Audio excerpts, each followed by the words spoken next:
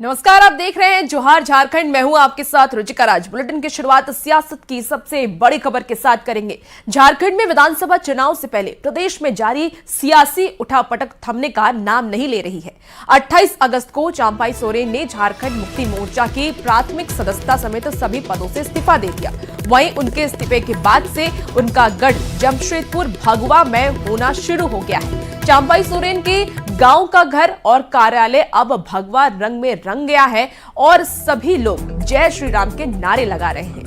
तस्वीरें भी आप देख सकते हैं जहां उनके घर और दफ्तर के बाहर भगवा रंग में पूरा गांव रंगा हुआ नजर आ रहा है और हर तरफ जय श्री राम के नारे भी लगाए जा रहे हैं। बता दें आपको कि कल ही पूर्व सीएम चंपाई सोरेन ने इस्तीफा दे दिया था पार्टी से और अब वो बीजेपी में शामिल हो जाएंगे। कल यानी 30 अगस्त का वो दिन जब पूर्व सीएम चंपाई सोरेन बीजेपी में शामिल हो जाएंगे।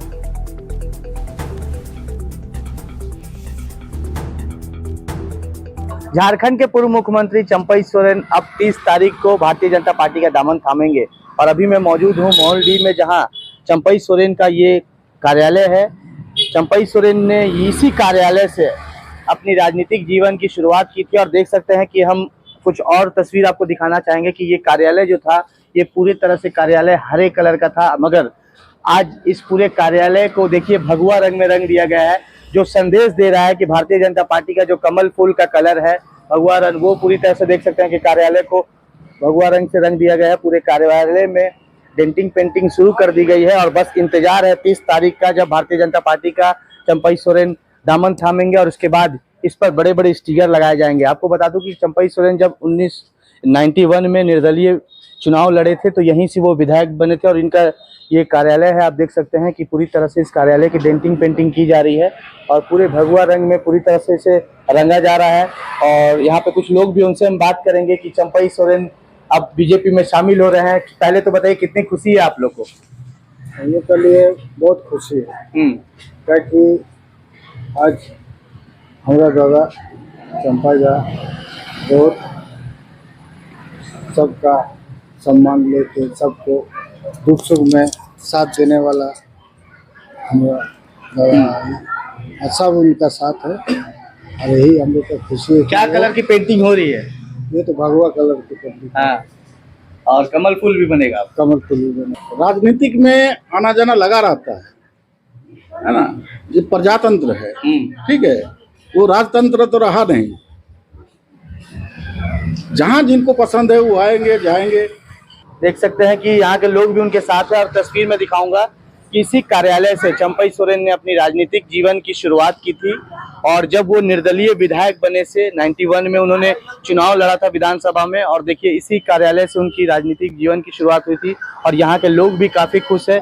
और देखिए पूरी कार्यालय की डेंटिंग पेंटिंग की जा रही है। पूरा कार्यालय जो है वो भगवा रंग में रंग दिया गया है और बस लोगों को अब इंतजार है 30 तारीख का, यानी 30 तारीख को जब चंपाई सोरेन भारतीय जनता पार्टी का दामन थामेंगे तो इस दीवालों पर अब जेएमएम की जगह बीजेपी का कमल फूल खिलेगा। न्यूज़ 18 के लिए जमशेदपुर से आशीष कुमार तिवारी।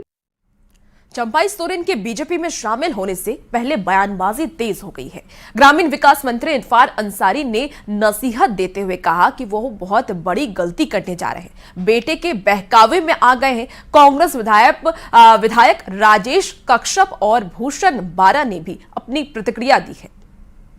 इस झोपड़ी में रहते हैं ना, वो हमारा महल है, वो ताजमहल है और किसी के ताजमहल में चले जाइएगा ना वो आपको वहाँ पर कुछ नहीं होगा, आपको लगेगा नहीं मैं झोपड़ी ठीक था। इसलिए बहुत बड़ी गलती चंपाई ने किया है इस उम्र में। अगर उनका बेटा बाबूलाल है तो हम लोग को बोलना था बाबूलाल से तो परेशाने हैं लोग भाई। आज के तारीख में पानी पी पी करके भाजपा को गाली भी दिए चंपाई का। जब मुख्यमंत्री थे तो उस टाइम में भी बोले भाजपा को, उस टाइम में उन्हीं का रिपोर्ट है कि भाई जो यहाँ पे जो बाहर के लोग जो यहाँ पे बुड्ढा और कहाँ आ रहे हैं उनका कोई रिपोर्ट नहीं है। चंपाई का ही कहना है, आज किस मुँह से गए लोग अपना कुछ पल के लिए इधर उधर होते हैं लेकिन फिर से वो लोग रिटर्न चले आते हैं। जिस तरह से हमारा गठबंधन, जिस तरह से हमारे गठबंधन में यहाँ झारखंड देखेंगे हम लोग जेएमएम और कांग्रेस और जेडी का जो गठबंधन है, ये गठबंधन लंबी चलेगी और जनता के लिए सब खड़े रहेगी और झारखंड राज्य का चमकदार विकास करेगी। दिल्ली में चंपाई सोरेन की जासूसी मामले पर सियासत तेज हो गई है। बीजेपी ने हेमंत सरकार पर हमला बोलते हुए कहा कि ये निजता का हनन है, जिस पर जेएमएम ने भी पलटवार किया है। मैं नहीं जानता, लेकिन ये तो निजता का हनन है, क्योंकि संविधान, भारत का जो संविधान है वो निजता के संरक्षण का कानून हमें हर व्यक्ति को एक कवच प्रदान करता है। वो मंत्री हैं हमारे और कद्दावर नेता, उनकी सुरक्षा के लिए उनको डिप्यूट किया गया था। इससे आगे फिर क्या जानना है? और वो कल होके पूर्व मुख्यमंत्री भी इस्तीफा देने के बाद भी पूर्व मुख्यमंत्री की सुरक्षा उनको मिलेगी। आगे भी उनकी सुरक्षा के दृष्टिकोण से जो भी उचित लगेगा झारखंड पुलिस करेगी। कुछ इनपुट होता है स्पेशल ब्रांच का, उस अनुसार डिप्यूटेशन होता है। इस पर है तौबा। और इसी बीच बड़ी खबर रांची से सामने आ रही है। रांची में आज बीजेपी नेताओं का महाजुटान होने वाला है। शिवराज सिंह चौहान और हेमंत बिस्वा शर्मा आज रांची आएंगे। झारखंड प्रभारी लक्ष्मीकांत वाजपेयी भी आज रांची आएंगे। बता दें आपको कि चंपाई सोरेन के सदस्यता ग्रहण समारोह में ये सब शामिल होंगे और कल दोपहर 2:30 पर चंपाई सोरेन बीजेपी में शामिल हो जाएंगे। तो बड़ी जानकारी, बड़ी खबर आपको रांची से इस वक्त बता रहे हैं, जहां बीजेपी नेताओं का महाजुटान होने वाला है। आज ही शिवराज सिंह चौहान, हेमंत बिस्वा शर्मा रांची आ जाएंगे। इसके साथ ही झारखंड प्रभारी लक्ष्मीकांत वाजपेयी भी रांची आएंगे। साथ ही हेमंत बता दें कि पूर्व सीएम चंपाई सोरेन के सदस्यता ग्रहण समारोह में ये सब शामिल होंगे। कल दोपहर के 2:30 पर चंपाई सोरेन बीजेपी में शामिल हो जाएंगे। और रांची से एक और बड़ी खबर सामने आ रही है, जहां बीजेपी की बड़ी बैठक कल होने वाली है। चंपाई सोरेन के सदस्यता ग्रहण समारोह से पहले बीजेपी ने यह बैठक बुलाई। कल सुबह 10:30 पर बीजेपी प्रदेश कार्यालय में यह बैठक होगी। बाबूलाल मरांडी, नेता प्रतिपक्ष अमर बावरी समेत बीजेपी के तीनों प्रभारी बैठक में मौजूद रहेंगे। तो बड़ी खबर आपको रांची से बता रहे हैं। कल चंपाई सोरेन सदस्यता ग्रहण करेंगे और जब वो सदस्यता ग्रहण करेंगे तब बीजेपी के तमाम बड़े नेता शामिल होंगे। और इसको लेकर के शिवराज सिंह चौहान, हेमंत बिस्वा शर्मा आज रांची भी आ रहे हैं। जामताड़ा एसपी का ट्रांसफर ऑर्डर बदलने पर सियासत तेज हो गई है। नेता प्रतिपक्ष अमर बावरी ने सोशल मीडिया एक्स पर पोस्ट कर सीएम हेमंत सोरेन पर जमकर हमला बोला। अमर बावरी ने कहा, हेमंत सोरेन के कथनी और करनी में कितना फर्क है। कथनी, हेमंत सोरेन ने कहा था कि महिला पुलिस अधिकारी भी थाना इंचार्ज बने। कार्यपालिका एवं समाज के अंदर महिला पुलिस की भूमिका अहम है। करनी, श्रीमती निधि द्विवेदी को पुलिस अधीक्षक जामताड़ा पदस्थापित किया गया था।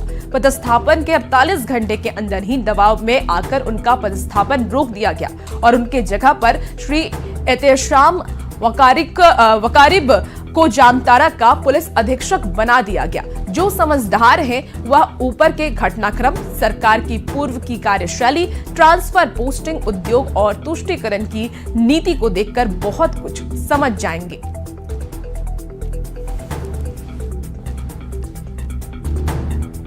और इसी बीच राज्य से इस वक्त की बड़ी खबर सामने आ रही है, जहां सीएम हेमंत सोरेन सीएचओ को देंगे नियुक्ति पत्र। बता दें आपको कि 332 नव नियुक्त सीएचओ को मिलेगा नियुक्ति पत्र। सामुदायिक स्वास्थ्य अधिकारियों की नियुक्ति की जाएगी। वहीं आयुष्मान आरोग्य मंदिर में ये नियुक्ति कार्यक्रम होगा।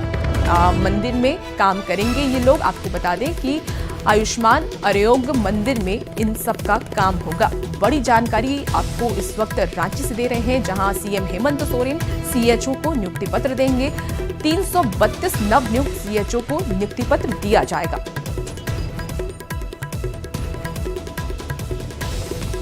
सरवा पंचायत की मुखिया के निलंबन के विरोध में मुखिया संघ के प्रतिनिधि मंडल के साथ नेता प्रतिपक्ष ने राज्यपाल से मुलाकात की। घटना की जानकारी देते हुए उचित कार्रवाई की मांग की। प्रतिनिधि मंडल ने कहा कि सरवा पंचायत की मुखिया को अवैध तरीके से पद से हटाया गया है। इस दौरान विधि सम्मत कार्यवाही नहीं की गई है।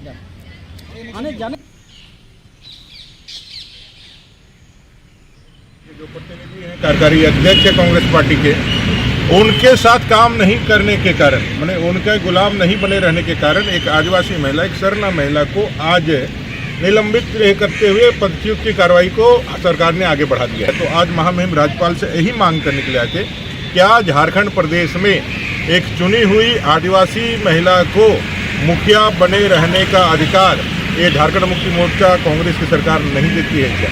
यही बात करने के लिए हम आए थे। और खबरों में आगे बढ़ेंगे। राज्यपाल संतोष कुमार गंगवार ने हजारीबाग का दौरा किया और जनता से संवाद कर योजनाओं की जानकारी ली। चुरचू प्रखंड के कजरी गांव के मार्शल प्राथमिक बुनकर सहयोग समिति लिमिटेड की महिलाओं से संवाद किया। इस दौरान राज्यपाल ने बुनकर सहयोग समिति के कारखाना का भी अवलोकन किया और यह जानने की कोशिश की कि कैसे महिलाएं हस्त करघा का काम कर रही हैं। राज्यपाल ने इस दौरान सखी मंडल की दीदियों और एफपीओ की सदस्यों के साथ आधे घंटे से अधिक वार्ता की।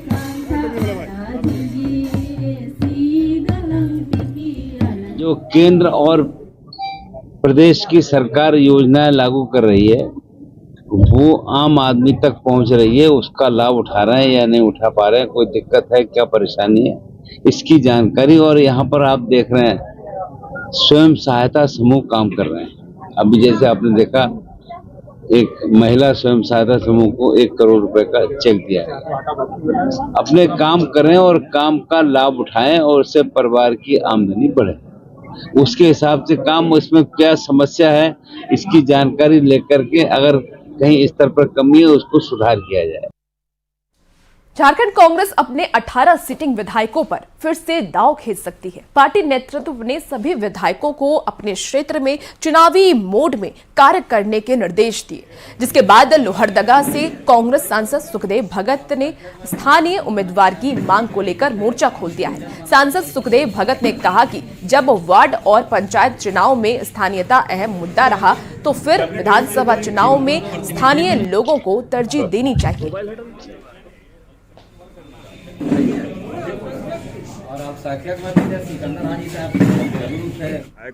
तो मैं तो केशव माता कमलों से अध्यक्ष जी से, डॉक्टर रामेश्वर राव जो सीएलपी लीडर है इंचार्ज से, मैं उनसे मांग करूंगा कि यहाँ का जो विधायक हो, विधायक का जो भी प्रतिनिधि, विधायक जो भी आला कमान जिसको निर्णय करे तो जो स्थानीय है उसको प्राथमिकता दें।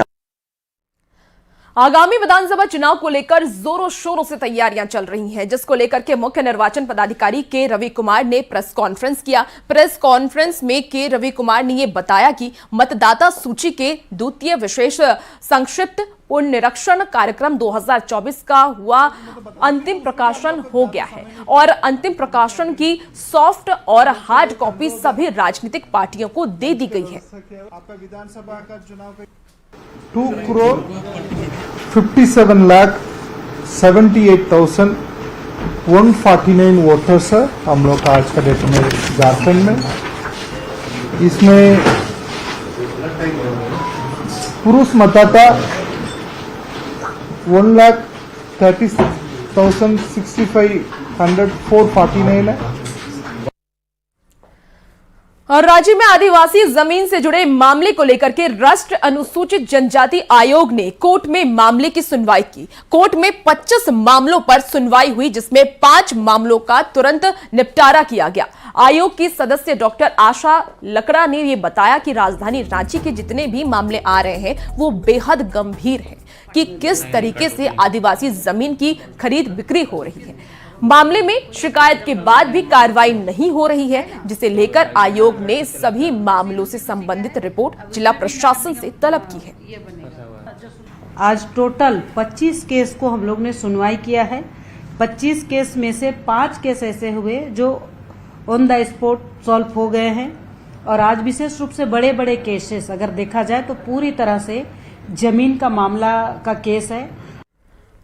और इसी बीच गढ़वा से इस वक्त की एक बड़ी खबर सामने आ रही है। गढ़वा में आदिवासी युवती से यौन शोषण का मामला सामने आया है। आरोपी मुखिया मोहम्मद इजहार अंसारी पर केस दर्ज किया गया। कोर्ट के निर्देश पर पुलिस ने यह केस दर्ज किया है। यह पूरा मामला सामने आया है। रेप और 20 साल तक यौन शोषण का आरोप लगा है। कई अन्य धाराओं में मोहम्मद इजहार पर केस दर्ज है। बता दें आपको कि रंका के दूधवल का मुखिया है मोहम्मद इजहार। तो आपको ये बड़ी खबर गढ़वा से बता रहे हैं, जहां बता दें कि युवती से यौन शोषण का ये पूरा मामला सामने आया है और आरोपी मुखिया मोहम्मद इजहार अंसारी पर केस दर्ज कर लिया गया। और चाईबासा से भी इस वक्त की ये बड़ी खबर सामने आ रही है। टाटा स्टील कंपनी के गेट पर ग्रामीणों का हंगामा देखने को मिला है। नोहुआ मुंडी में ग्रामीणों ने कंपनी का गेट बंद किया और गेट के बाहर सैकड़ों ग्रामीण धरने पर बैठ गए। स्थानीय लोगों को कंपनी में रोजगार देने की मांग अब तेज हो गई है।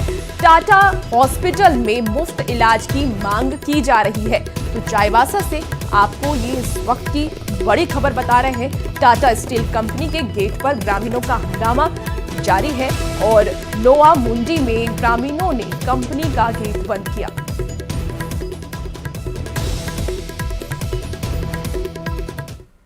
धनबाद सिंदरी मुख्य मार्ग में गोल्फ बनाने से गैस रिसाव की घटना के बाद प्रशासन और बीसीसीएल प्रबंधन उसको भरने में जुट गया है। बारिश के कारण अग्नि प्रभावित झरिया क्षेत्र में जगह जगह गोल्फ बनाने और भू धसान की घटना हो रही है। मंगलवार की रात भी झरिया सिंदरी मुख्य मार्ग बनियाहिर के पास सड़क के बीचों बीच गोल्फ बन गया था।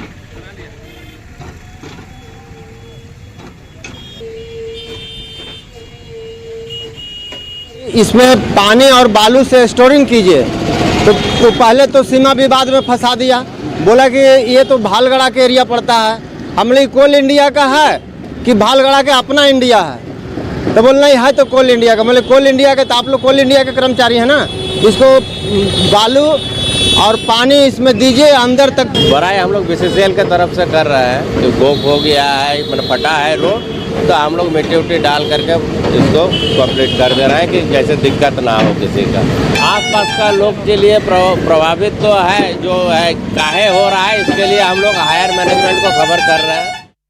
और अब खबर गिरिडीह से है। गिरिडीह के सीसीएल कोलियरी के बनियाडीह के लंकास्टर अस्पताल परिसर में भू धसान की घटना सामने आई है। अस्पताल वार्ड के सामने क्वार्टर और अस्पताल की दूसरी तरफ जमीन का एक हिस्सा धंस गया है, जिससे जमीन में गोफ बन गया है और लोगों में दहशत का माहौल है। इधर चिकित्सक डॉक्टर परिमल सिन्हा ने पूरे मामले में महाप्रबंधक बासुब चौधरी और परियोजना पदाधिकारी संजय कुमार सिंह को अवगत कराया है। जानकारी मिलते ही पीओ एसके सिंह ने मौके पर पहुंचकर आवश्यक कदम उठाने का भरोसा दिया।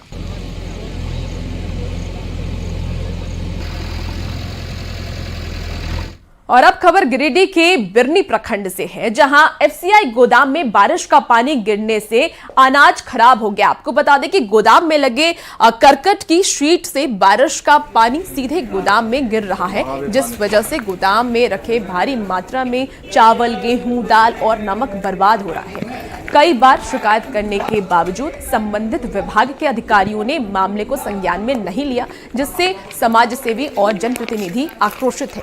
मौके से ज्यादा जानकारी दे रहे हैं न्यूज 18 के संवाददाता एजाज अहमद। गिरिडीह जिले के बिरनी प्रखंड स्थित एफसीआई गोदाम का अनाज भारी मात्रा में सड़ रहा है, क्योंकि अभी जब भी बारिश होती है तो बारिश का पानी लगातार गोदाम में जा रहा है, जिसके वजह से भारी मात्रा में अनाज सड़ रहा है, जिसमें गेहूं, चावल, दाल, नमक वगैरह शामिल हैं। ये वही अनाज है जो प्रधानमंत्री जन कल्याण योजना के तहत व राज्य सरकार के कई योजनाओं के तहत ग्रामीणों के बीच हर महीने पीडीएस डीलरों के द्वारा वितरण किया जाता है। और ये अनाज लगातार सड़ रहा है, क्योंकि यहाँ पर जो एफसीआई का गोदाम है, इसके ऊपर लगे सीमेंट के जो शीट हैं, वो शीट लगातार टूट रहा है और टूटकर गिर रहा है, जिसके वजह से बारिश का पानी लगातार गोदाम के अंदर प्रवेश कर जा रहा है और परिणाम यह हो रहा है कि गोदाम तालाब बन जा रहा है। और यहाँ पे काम कर रहे एजीएम व अन्य स्टाफ को रोजाना झाड़ू मारकर गोदाम से पानी निकालना पड़ रहा है। मीडिया पत्रकार मित्रों के साथ जब गोदाम का निरीक्षण किए तो वहाँ देखकर अवाक रह गए कि वहाँ लगभग सैकड़ों बोरे अनाज पानी से रिस रहा है, सड़ा हुआ है, और लगभग 500 क्विंटल अनाज आज भी इतना सड़ा हुआ है, लगता है कि वो बालू है कि मिट्टी है। हालांकि अभी तक इस मामले को विभाग के द्वारा संज्ञान में नहीं लिया गया है। परिणाम यह हो रहा है कि प्रत्येक दिन अनाज सड़ रहा है, पानी गोदाम में घुस रहा है और लोग झाड़ू मारकर पानी निकालने को रोजाना विवश हैं। गिरिडीह से न्यूज़ 18 के लिए मैं एजाज अहमद। रांची में जमीन पर अवैध कब्जे को लेकर माफिया की ओर से फायरिंग की घटना हुई है। ग्रामीणों का यह आरोप है कि बाजरा इलाके में जमीन कब्जे की नीयत से आए माफिया की ओर से फायरिंग की गई है, जिसके खिलाफ पांड्रा थाने में शिकायत दर्ज कराई गई। तस्वीरों में आप देख सकते हैं कि बड़ी संख्या में लोग हथियार लेकर जमीन कब्जे के लिए पहुंचे थे, जिसमें महिलाएं भी शामिल थीं, जिसका ग्रामीणों ने विरोध किया तो फायरिंग शुरू कर दी गई और ग्रामीणों को भारी पड़ते देख माफिया वहां से भाग खड़े हुए।